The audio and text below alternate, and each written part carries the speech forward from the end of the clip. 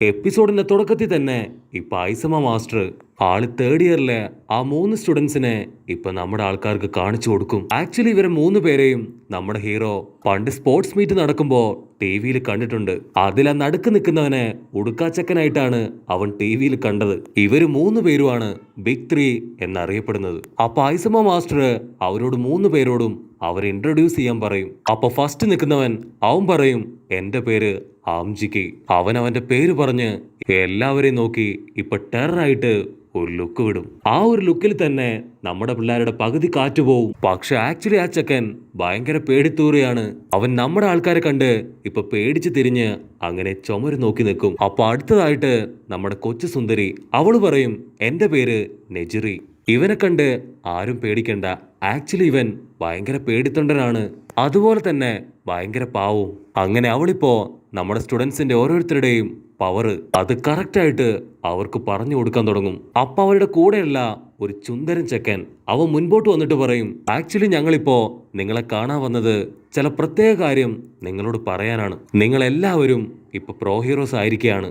അതുകൊണ്ട് തന്നെ നിങ്ങൾ തീർച്ചയായും അറിഞ്ഞിരിക്കേണ്ട ചില പ്രധാനപ്പെട്ട കാര്യങ്ങളുണ്ട്. അതുകൊണ്ട് ആദ്യമായിട്ട് നിങ്ങൾക്ക് ഞാൻ ഒരു സ്പെഷ്യൽ ടാസ്ക് തരാൻ പോവാണ്. നിങ്ങൾ എല്ലാവരും ചേർന്ന് ഞാനുമായിട്ട് ഫൈറ്റ് ചെയ്യണം. കമോൺ കമോൺ, എല്ലാവരും റെഡിയാവ് എന്ന് പറഞ്ഞ് അവരെ കൂട്ടിക്കൊണ്ട് അവർ 3 പേരും ഗ്രൗണ്ടിലേക്ക് വരും. മറ്റേ ചെക്കൻ അവൻ മണിക്കൂറുകളോളം ഇപ്പോഴും ചുമരിൽ തന്നെ നോക്കി അങ്ങനെ നിൽക്കും. ആക്ച്വലി ഇപ്പൊ അവിടേക്ക് വന്നത് പ്രോ ഹീറോ ലൈസൻസ് കിട്ടിയ സ്റ്റുഡൻസ് മാത്രമാണ്. നമ്മുടെ ചപ്രത്തലേനും ടോഡറോക്കിയും അവർ 2 പേരും ഇപ്പൊ അവിടെ ഇല്ല.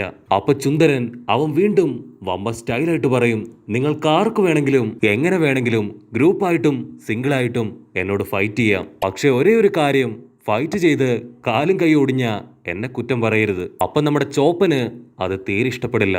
അപ്പൊ അവൻ പറയും, ഞങ്ങളും ഇപ്പോ പ്രോ ഹീറോസ് ആണ്, ഞങ്ങൾ പൊട്ടന്മാരല്ല, ഞങ്ങളും നന്നായിട്ട് ഫൈറ്റ് ചെയ്യും. ഫൈറ്റിൽ ചാകാൻ പോകുന്നത് അത് നീയാണോ ഞങ്ങളാണോ എന്ന് കണ്ടു തന്നെ അറിയാം. ഇസുക്ക് പയ്യനാണെങ്കില് അവൻ ഭയങ്കര ഹാപ്പി. അവൻ വമ്പൻ ആക്ഷൻസ് ഒക്കെ ഇട്ട് ഇപ്പൊ ചുന്ദരനെ അവനെ അടിച്ച് തകർക്കാനായിട്ട് റെഡിയായിട്ട് നിൽക്കും. അതിന് ചുന്ദരൻ പറയും, ഓ നീയാണല്ലേ നിങ്ങളുടെ ബാച്ചിലെ നമ്പർ 1, നിന്നെയാണ് എനിക്ക് ആദ്യം കയ്യിൽ കിട്ടേണ്ടതെന്ന് പറയുമ്പോ ബാക്കിയുള്ള സ്റ്റുഡൻസും ഇപ്പൊ അടിക്കാനായിട്ട് ഇസുക്ക് പയ്യന്റെ പിന്നാലെ തന്നെ ഇപ്പൊ വരിയായിട്ട് നിൽക്കും. നമ്മുടെ ആൾക്കാരെല്ലാവരും ഇപ്പൊ ഓടി വന്ന് കൗണ്ടർ അറ്റാക്ക് ചെയ്യാൻ തുടങ്ങും. പക്ഷെ അവന്റെ ഡ്രസ് അഴിച്ചു മാറ്റി ഇപ്പൊ ഹായ് ആയിട്ട് അങ്ങനെ നിൽക്കും. കുട്ടപ്പം വണ്ടടിച്ച് ഇത് അവനല്ലേ എന്ന് പറഞ്ഞ് ചാടി വന്ന് ഒരൊറ്റ തൊഴി. പക്ഷെ അവനൊരു പോറൽ പോലും പറ്റില്ല.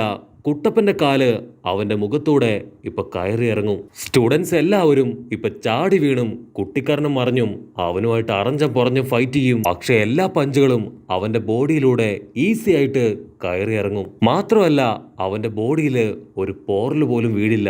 അവൻ ചിരിക്കും, ഇനിയാണ് എന്റെ ടേൺ എന്ന് പറഞ്ഞ് അവൻ ഓടി വന്ന് നമ്മുടെ സ്റ്റുഡൻസിനെ ഇപ്പൊ അച്ചറം പൊച്ചറും ഇടിച്ച് എല്ലാ സ്റ്റുഡൻസിനെയും ഇപ്പൊ അറഞ്ചം പുറഞ്ചം അടിച്ചു തെറിപ്പിക്കും. കട്ട് ചെയ്താ ഇപ്പൊ ഐസമ മാസ്റ്റർ ആള് ടോഡറോക്കിയോട് ചോദിക്കും, നിനക്കിത് കാണുമ്പോ അവനുമായിട്ട് ഫൈറ്റ് ചെയ്യാൻ തോന്നുന്നുണ്ടോ?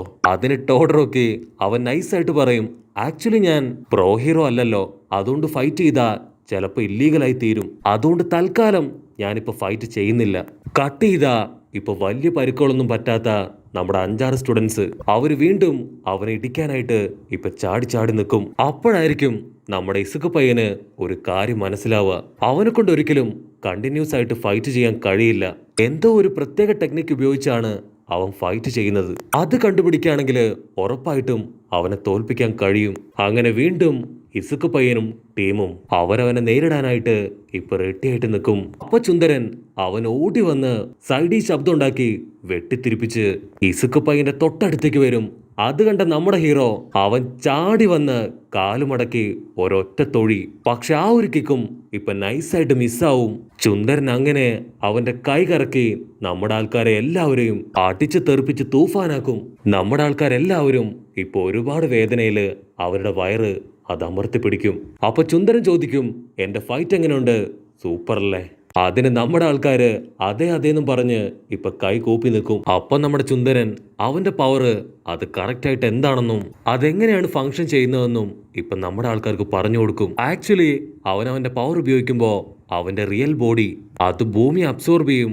അതുകൊണ്ട് തന്നെ ആരെങ്കിലും അവനുമായിട്ട് ഫൈറ്റ് ചെയ്താൽ അവരുടെ ഒരു പഞ്ച് പോലും അവന്റെ ബോഡിയിൽ കൊള്ളില്ല. പക്ഷെ ഒരുപാട് നേരം കണ്ടിന്യൂ ആയിട്ടും ഈ ഒരു ജിപ്സു അത് ഉപയോഗിക്കാനും കഴിയില്ല. അവന്റെ പവറിനെ കുറിച്ച് കേൾക്കുമ്പോ ഇപ്പൊ നമ്മുടെ ആൾക്കാർക്ക് അവർക്ക് ഒരുപാട് അത്ഭുതമാവും. അവര് പരസ്പരം ഇതൊരു സൂപ്പർ പവറാണ്, അപ്പൊ അവനെ തോൽപ്പിക്കാൻ ആരെക്കൊണ്ടും കഴിയില്ല. പക്ഷെ ആക്ച്വലി ഈ പവറിന് കുറച്ച് ലിമിറ്റേഷൻസ് ഉണ്ട്. ഈ ഒരു പവർ അത് യൂസ് ചെയ്യുമ്പോൾ അത് എത്ര നേരം കണ്ടിന്യൂ ആയിട്ട് അവൻ ഉപയോഗിക്കുന്നോ അത്രയും നേരം അവന്റെ ലങ്സിൽ ഓക്സിജന്റെ സപ്ലൈ ഒട്ടും ഉണ്ടാവില്ല. അതുകൊണ്ട് തന്നെ അവന് ശ്വാസം എടുക്കാനോ പുറത്തേക്ക് വിടാനോ ആ സമയത്ത് കഴിയില്ല. മാത്രമല്ല ആക്ച്വലി ഈ ചുന്ദരന്റെ പവർ ഇതൊന്നും ആയിരുന്നില്ല. അവൻ അവന്റെ തന്നെ പവറിനെ മോഡിഫൈ ചെയ്താണ് ഈ ഒരു രൂപത്തിലേക്ക് മാറ്റിയെടുത്തത്. അവൻ ആദ്യമായിട്ട് ഈ ഒരു പവർ യൂസ് ചെയ്തപ്പോ അവന് ചെവി കേൾക്കാനോ സംസാരിക്കാനോ ഫീൽ ചെയ്യാനോ ഒന്നും കഴിഞ്ഞിരുന്നില്ല.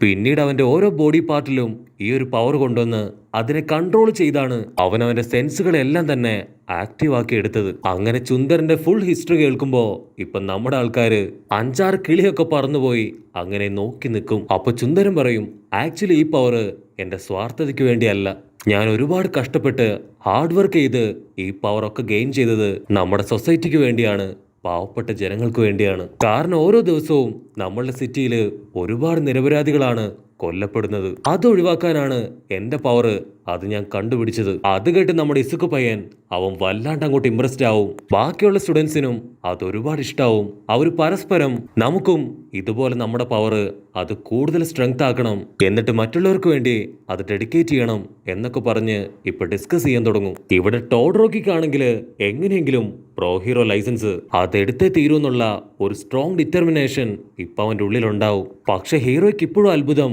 അവനവന്റെ പവറിനെ ഹാർഡ് വർക്ക് ചെയ്ത് അവൻ ഇഷ്ടപ്പെട്ട രീതിയിലാക്കി മാറ്റി എന്നതിനെ ഓർത്താണ്. ഉറപ്പായിട്ട് ഞാനും എന്റെ 1/4 പവർ അത് കൂടുതൽ ട്രെയിൻ ചെയ്ത് ഹാർഡ് വർക്ക് ചെയ്ത് എനിക്കിഷ്ടമുള്ളതുപോലെ എന്റെ ശരീരത്തിന്റെ ഒരു ഭാഗമാക്കി മാറ്റും. അതിലൂടെ ചിരിക്കുടന് കൊടുത്ത വാക്ക് അത് ഞാൻ പാലിക്കും. അവിടുന്ന് അങ്ങനെ കട്ട് ചെയ്താ ഇപ്പൊ 3 പേര് ക്ലാസ്സിലേക്ക് തിരികെ പോവാണ്. അപ്പൊ ചുന്ദരൻ അവൻ പറയും, എനിക്ക് ആ ഇസുക്കിനെ ഒരുപാട് ഇഷ്ടായി. കാരണം അവൻ മാത്രമാണ് വളരെ ഡിഫറെന്റ് ആയിട്ട് ചിന്തിച്ച് ഞാനുമായിട്ട് ഫൈറ്റ് ചെയ്തത്. അവൻ ചിരിക്കുട്ടന്റെ ഫേവറേറ്റ് സ്റ്റുഡന്റായി മാറിയതില് യാതൊരു സംശയവും ഇല്ല. അവൻ ഒരുപാട് ടാലന്റഡ് ആണ്. അവിടുന്ന് അങ്ങനെ ബ്ലാക്ക് ഔട്ട് ചെയ്താ ഇപ്പൊ ഹോസ്റ്റൽ കാണിക്കും. അവിടെ ചപ്രത്തലയൻ അവൻ ഓരോ റൂമുകളും കയറി ഇറങ്ങി ഇപ്പൊ അലറിക്കൊണ്ടേയിരിക്കും. സംഭവം മറ്റൊന്നുമല്ല, എല്ലാവരുടെയും വേസ്റ്റ് അത് കളക്ട് ചെയ്യാനാണ് നമ്മുടെ ആശാൻ ഇത്രയും ബഹളം വെക്കുന്നത്. അപ്പൊ മിനിട്ടോ അവൻ വലിയൊരു ചാക്കില് ഇപ്പൊ വേസ്റ്റ് കൊണ്ടുവന്ന് അവന്റെ മുൻപിലേക്ക് ഇടും. ചപ്രത്തലയനാണെങ്കില് അവനെ കടിച്ചു തിന്നാനുള്ള കലി വരും. മറ്റൊരു ഭാഗത്ത് ഗേൾസ് അവരിന്ന് നടന്ന ആ ഒരു ഫൈറ്റിനെ കുറിച്ച് അതിനെക്കുറിച്ച് കാര്യമായിട്ട് ഡിസ്കസ് ചെയ്യാണ്. മറ്റൊരു ഭാഗത്ത് ഇസുക്ക് പയ്യൻ അവൻ ഫോൺ എടുത്ത് ഇപ്പൊ അപ്പാപ്പ മാസ്റ്റർ വിളിക്കും. അവൻ മാസ്റ്ററിനോട് ചോദിക്കും, ബുദ്ധിമുട്ടില്ലെങ്കിൽ ഞാൻ അവിടേക്ക് വന്നോട്ടെ, എനിക്ക് അത്യാവശ്യമായിട്ട് കുറച്ച് ട്രെയിനിങ് എടുക്കണം. അതിന് മാസ്റ്റർ പറയും, ഞാനിപ്പോ വേറൊരു മിഷനിലാണ്, ഇപ്പൊ ഞാൻ ഒട്ടും ഫ്രീ അല്ല, നീ ഒരു കാര്യം ചെയ്യ്, തൽക്കാലം ചിരിക്കുട്ടന്റെ അവന്റെ സൈഡ് കിക്ക് അതെന്താണെന്ന് മനസ്സിലാക്കി അത് ട്രെയിൻ ചെയ്യ് എന്ന് പറഞ്ഞ് ഫോൺ കട്ട് ചെയ്യും. അപ്പൊ ഏതോ ഒരു പെണ്ണ് ഇപ്പൊ ചിരിക്കുട്ടൻ അടുത്തു വന്ന് പറയും, സിറ്റിയിലൊരു വില്ലൻ ഒരുപാട് കലാപങ്ങളൊക്കെ സൃഷ്ടിച്ച് അങ്ങനെ കറങ്ങി നടക്കുകയാണ്, അവൻ ഭയങ്കര ഡേഞ്ചറാണ്, എങ്ങനെയെങ്കിലും അവനെ പിടിക്കണം.